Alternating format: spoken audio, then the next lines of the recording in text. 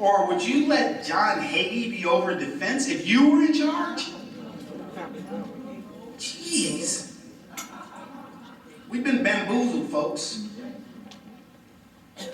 Kind of like my buddy Paul when he found out that Barry Manilow didn't really write the song, I write the songs.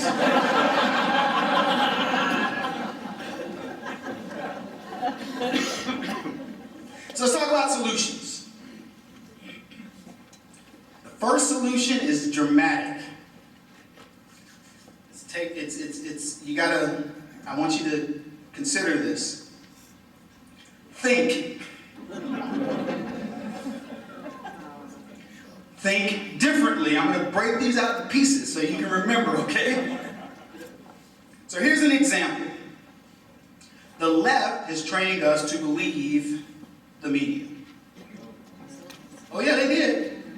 You may not believe them now, but they trained you to believe them. In the past, anybody here old enough to remember Walter Cronkite? Yeah, that's usually true of most of the audience of the speech. Oh yeah, Walter. Yeah, played hockey with him.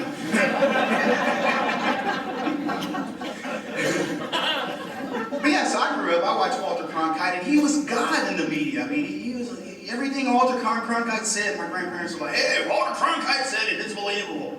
And that's the way it was. But he even ended the news with something like, and that's the way it is. Didn't he? Something like that? Probably just like that. I'm pretty good with voices. But yeah, so he ended the news with, that's the way it is. And it was definitive. He didn't have to go to the internet. Al Gore hadn't invented it yet. So. And then the anchor people after him, you kind of respected it. It just slowly started to dwindle a little bit. Dan Rather was next, right? Yep, somebody said Dan Rather. Dan Rather's the guy that said he couldn't sow watermelons and they cut. Did you remember that? We were talking about Obama. He couldn't sow watermelons and they cut the feet. Chris Matthews cut him off. I wanted him to finish that so bad. What do you mean he couldn't sow watermelon? But yeah, so, there was Rather, and I believed Rather for a while. Walter Cronkite was a Democrat. I didn't know that. Yeah. So, you believe the media because it was sort of, maybe it was unbalanced. Black people didn't like the media back then because we were always depicted as crooks and pimps and whatever else. And that was the little thing going on in our, kind of in our culture, but we still believe Walter Cronkite. If he said the black guy did it, the black guy did it. Simple as that. So we had a healthy respect for the media until the media began to lose its mind. And the reason why I'm bringing this up is I got a note from a lady to my Facebook page, which I have admins that do a lot of work for me. People are like, Kevin, you're up 24/7. Yeah, I am, man. I got admins to do that stuff. And they posted a story about something and it wasn't, complete. We don't vet this stuff. You guys send stuff and we'll say, oh, hey, here it is, check it out. We don't try to I didn't go to journalism school. Good. Yeah, exactly. I think that's a plus. But I didn't. And so we post stuff, most of it's snarky, just funny, crazy stuff. Like Obama shooting from the Dukes of Hazzard car. You guys saw that? Our work. Thank you very much. But we lampooned it because the White House said don't do anything with this picture. So we immediately just started photoshopping it. We put him in like the gay flag panties. You guys think I'm kidding? We did it because we were challenging him. Yeah, fine. You want to arrest me for a picture of Obama? I'd like to see that fly. So we started lampooning it. But anyway, this lady was upset because we posted something and it was just a forward. So people ask me all the time, Kevin, there's a conspiracy theory about so-and-so. Will you forward it? And I was like, yeah, I'll post it out there for you. It isn't my words, but if you want to get a voice, I'm going to give you a voice. So we did that. This lady, that's Kevin, you're ruining it for she's just getting after me. Supposedly a good, solid conservative lady probably was. And she's trying to hold me to this media standard, the ethics of journalism. And I'm like, I didn't go to journalism class for a reason. Because it's like, well, I'm not a lawyer. You don't have to believe me. If I give you legal advice, it has a disclaimer to it. Don't believe it. It's just my opinion.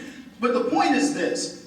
It is not my obligation to vet my news or to vet what I do or whatever. Because let me tell you something, folks. They ain't doing it. They take all the oaths, they take all the journalistic creeds and all the ethical stuff, and they disregard it. They throw it out the window. So my attitude is, you know what I do? I require you to, what was that first thing I told you? Think. And then the second thing is I want you to think differently. I don't want you to think the way they've trained you to think. They trained you all the way up to the moment that they started psyching you out. They wanted you to believe they had your back. It was that we are really going to be good journalists, and we're going to find out where Obama's birth certificate is. We're looking into Benghazi. He's over with Ben Over. They're prison mates. Y'all look at that on the way home. Or Fast and Furious. We'll get back with you. Hey, by the way, speaking of Benghazi, you want to know a little dirty secret about Benghazi? You know the name Johnny Carson? I ain't talking about white Johnny Carson. You know, late night with Ed McMahon. Here's Johnny. I ain't talking about him. I'm talking about black Johnny Carson, who was over the Bureau of African Affairs, who reports to Hillary Clinton in the marketing department for America. His responsibility was for Africa. Has his name come up at all? No. You might want to look into that. Johnny Carson, spelled Johnnnie like a chick, is a black dude.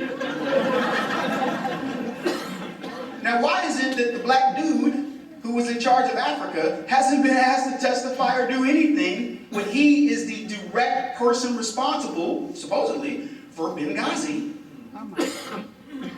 I theorize that these two metrosexual black guys need a white woman with cankles to protect them. That's just my theory. Back to the media. So I'm a novice. I'm not held to a standard. I like wallowing in the mud as long as the mud is fresh. And I told this woman, I have no obligation to be the media to you. My only obligation to you is to give you a backbone and to make you think, and you go do your own investigation and you find out what you believe. The media wants to tell you what to do, and they've been doing that for decades. And that's how you got to where you got. The reason why I didn't is because I quit believing them. That's what happens when you're a kid whose mother dies at 5 years old. You don't believe jack. Somebody says, I'll be back. You're like, yeah, like my mom. Yeah, that was a little deep, isn't it? But it's real. Because you just quit believing your eyes and you start looking at things through a whole different set of lenses. So congratulations if you follow me and you use your brain. So the mainstream media wants you to believe that Obama is a gun enthusiast. Do you know the theory about that shot? Have you seen the picture? Do you know the theory about that? Fake. It's fake. Yeah. I'm telling you, they're saying that was completely photoshopped. They have experts looking into, I've never seen a shotgun discharge that way. They have the puff of smoke this way, they get one this way. Like it was some amateur, somebody never shot a gun. Let's just give it a lot of smoke. Have it come out the side. Have it come out of Obama's ears. This is crazy, man. Yeah, but believe it, and here's the other thing. They said that the photo was classified. Seriously, from what? Will we be was it like a UFO? It was so devastating that Obama picked up a shotgun and it had to classify it. That's how crazy this country has gotten, people. Jeez. So one of my buddies, we were talking about this, and here's what we do. We do everything backwards now in this country. Do you know that? Instead of approaching gun control from a legal point of view, which that's what we should do. We should approach it that way. We always look at it from this illegal point. Oh, the assault rifles are killing people like crazy. Like they're just jumping up and the assault rifle just, ooh, if it's in your closet, man, let it know you're coming home. Hey, assault rifle, I'm entering the room. Don't go crazy. Yeah? And tell the bullets, assault bullets, let the assault rifle know I'm a home. We've gotten so twisted. Look, if you approach it from the 84, because we did a graphic that said, today, 84 million gun owners killed nobody.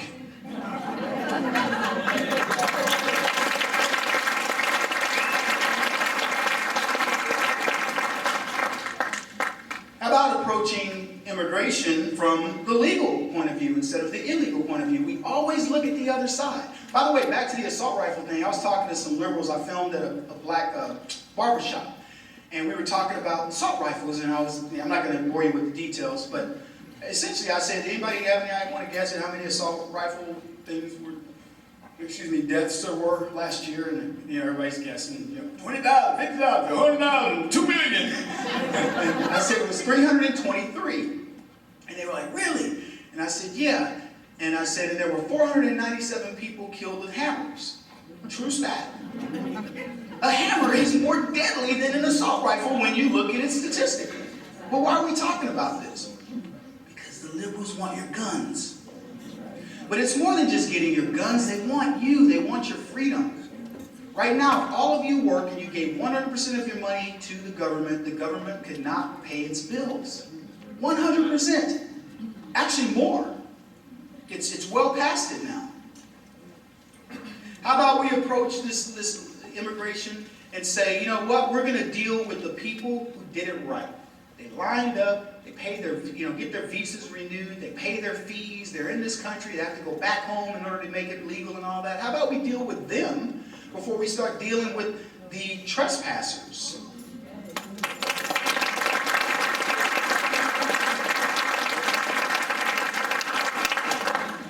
Crime we deal with from a criminal's point of view. Oh, they're dads. It's so sad, they're families. But the liberals have created this system. I want to deal with crime from the victim's point of view. Yes. Now, that seems like a novel thing to look at. How about we approach taxes from the taxpayer's point of view instead of the losers and the thieves that steal your money? You ask yourself, folks, when did America flip? When did logic flip? My friend Hassan, he said, we were talking and he said to me, President Obama says if I had a son, he would think long and hard before he'd allow him to play football. And Hassan said, ironic when you consider that he intends to allow your daughters into combat. You see the irony? You see what happens when you think? You think Malia and Sasha are ever going to hold a weapon in combat? Do you think if Obama had a son, he'd do anything except go get his nails done and a pedicure? Get his eyebrows waxed too. I want you to consider the evolution of Obamacare for just a second. We were talking about this at dinner too, because I love concepts. So you started the business years ago, and you made widgets. And you were making, the best widgets in the world. I use buggy whips as an example, but it doesn't matter, whatever you want to make. So you're making your product, and somebody else pops up a competitive thing across the town. You're like, doggone that Jim Bob. So he's now competing against you. And Jim Bob's doing it better because, I don't know, maybe he hired a couple of black dudes. And a Mexican in case somebody wants to get after me. So anyway, Jim Bob's making a product, and so you go, well, and all your employees want to leave. They're like, hey, we're going to Jim Bob because he's more diverse. So anyway, you say, no, I'll tell you what, I'll give you health insurance. And you go, oh, really? Yeah, I'll give you health insurance. So he gives you health insurance, and you go, I'll stick around. And then Jim Bob says, I'll give you health insurance too. And I'll pay 100%. And so you got to up yours from 90 to 100, and he adds child care, and you add dental and vision, and y'all are just duking it out, right? And then the government steps in. And the government goes, you know what? All these benefits are now mandatory. Now, you were just making widgets, trying to be competitive. And the government steps in and says, now you must provide that. It's no longer an option, what we used to call a benefit. It's not a benefit now, it's an entitlement. Do you see how government does this? Iteratively, little by little. That's how they've gotten us. So I do want to talk some solutions, folks. And we'll cover some of this in Q&A, but one of the programs that we're doing is a program called the 100,000 Black Ambassadors Program. And what it is this, an audience like this, Tea Party, grassroots folks, conservatives, Republicans, all over the country, we're asking them to go hit the 100,000 black businesses that are part of the National Black Chamber of Commerce and just support them. Just go have lunch over at Big Willie's Barbecue. It's good barbecue. Get the pork sandwich. But just go there and have a meal and get to know that entrepreneur, that ambassador. Because he's got an average of 8 employees that have heard nothing except bad things about you. Wrongly. But liberals don't care. You could do all the best. You could take a liberal into your home, feed him, clothe him, bring his family over from Cuba. It wouldn't matter. He's still going to talk mess about you. That's the way they are. They're programmed that way. It's in their DNA. So the point is, you get this black business and you get to know that entrepreneur. You thank him for his capitalism. So that's step 1 of the program. And the second part of it is we're going to give him an intern. We're going to find a black student at a historically black college, university, or just a regular college, at a white college. At a historically white college. And we're going to map that young potential capitalist to an existing capitalist and start our own little conveyor system of capitalism. And I'm going to tell you, in 2 years, they're going to have a real tough time saying bad things about you. So that's the program.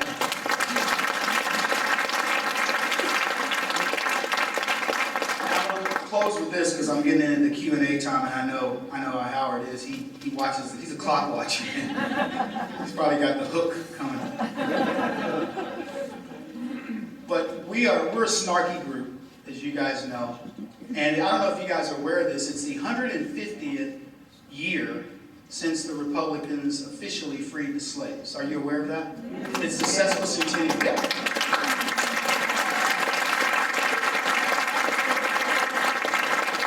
So we created these graphics, and that we took these very prominent black liberals, and we said, you know,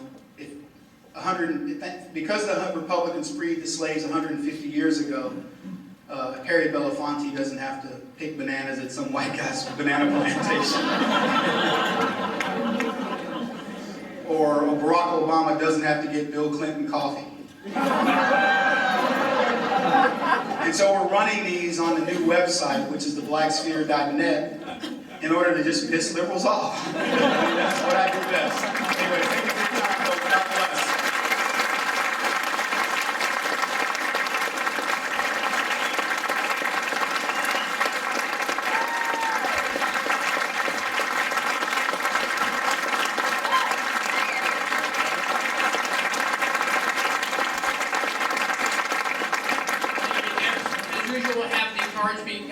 For Q&A, and while we're passing out the cards for Q&A, or should be around here passing them around, and while you're doing that, I would like to present to Kevin Jackson a certificate of our deep appreciation for everything he's done and for coming out here and helping to educate us.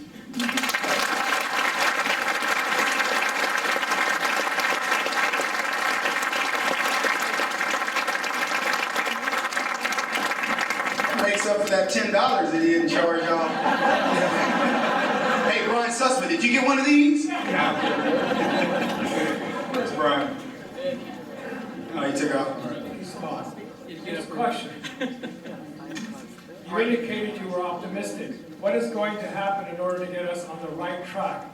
When will it happen? When? Read the first part again, I'm sorry.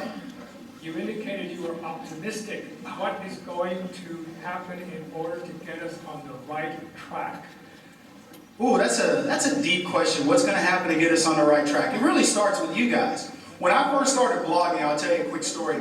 I'd get all these liberal trolls, and they would just, you know, Kevin, you're a sellout, Uncle Tom, blah, blah, blah.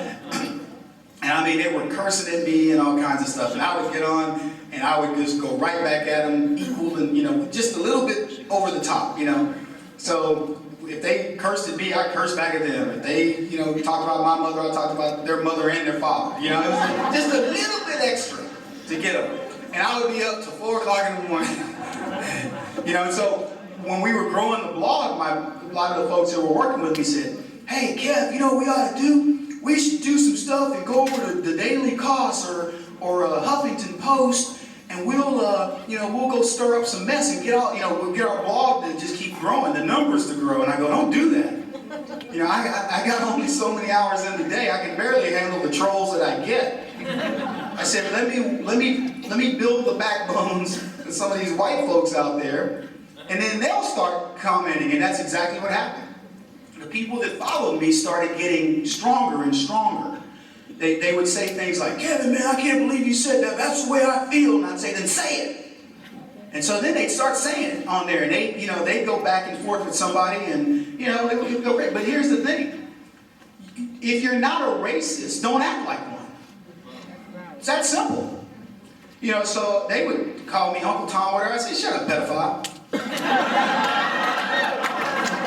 And then, oh, I can't believe you call me a pedophile. I go, well, you like the ACLU, and they support NAMBLA and all this, and if you're going to shoot fence, you know, if there's a duck and it's quacking, you know, I mean, just on and on. And then these guys would just, their heads would spin, and they forgot that they actually called me an Uncle Tom. But that was what I was doing. You know? That's what you do. Hey, little doggy. And they go for it. So that's what you do. And being honest, that's, you know, look, guys, I grew up in Brady, Texas.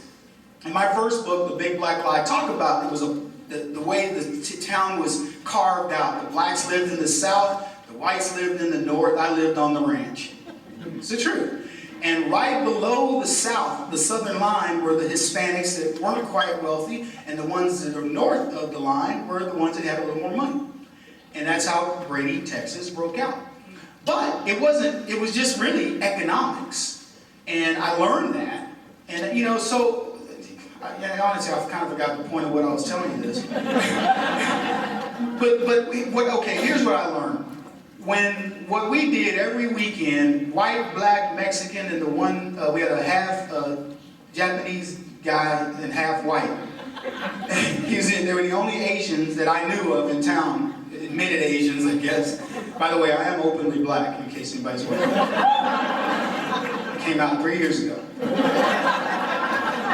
But we would just go right up and down the drag. We'd drink our beer. We'd sit, you know, if you've been in a little town, you know what right up and down the drag is. You go to the lumber. We had like an Ace Hardware. We sit in the parking lot, drink beer, and, you know, chewing tobacco and spitting and talking smack, and, you know, every now and then somebody would run up, you know, go fast down the street, and the cop would get them down the way. It was nothing, but it was fun for us, and we all did it. And nobody cared about race or any of the other stuff. And I know this in my heart, in my core, that this country is not racist at all. Not at all. There's an element. Hey, you can clap to that. But there's an element to it, but we'll figure out how to coordinate that clap next time. But there's an element of racism, but, you know, that's what liberals do. There's an element. Like when I argue, did anybody see my debate with, what was his name? David Schuster? So I was on MSNBC, and they said, they tricked me because they said I was going to talk about the Quinnipiac report, which is just statistics on the Tea Party. And long story short, they tried to ambush me with the Republicans were bombing Democrat offices, and the Tea Party was racist. That was the subterfuge. So long story short, he's showing all this stuff about, here's what he says to me. Republicans are bombing Democrat, buildings and stuff, polling places or whatever else. And then he says, what do you think about that? We're going to cut to Kevin Jackson, author of The Big Black Lie. And he cuts to me with that as my intro. And so he says, what do you think about that? And I said, well, you don't have any evidence about that. And I go, why should I believe you? I said, Democrats have been blowing up their own stuff for years. Oh, that's not... You gotta watch it. It's not not true. And I said, okay, so when blacks destroyed their own property in Watts during the Watts riot, what was that? Was that a bunch of Republicans? And I didn't go into that detail, but and he went the whole time. So then he moves on to the Tea Party. And here's what he says. And this is a trap. Surely, Kevin, you can admit that there's at least one racist in the Tea Party movement. Now, is that a setup question or not? Because he's waiting for you to agree. So I said, I won't admit to that, but I will admit to racism in the Democrat Party because they have lynched black people, and I know that for a fact.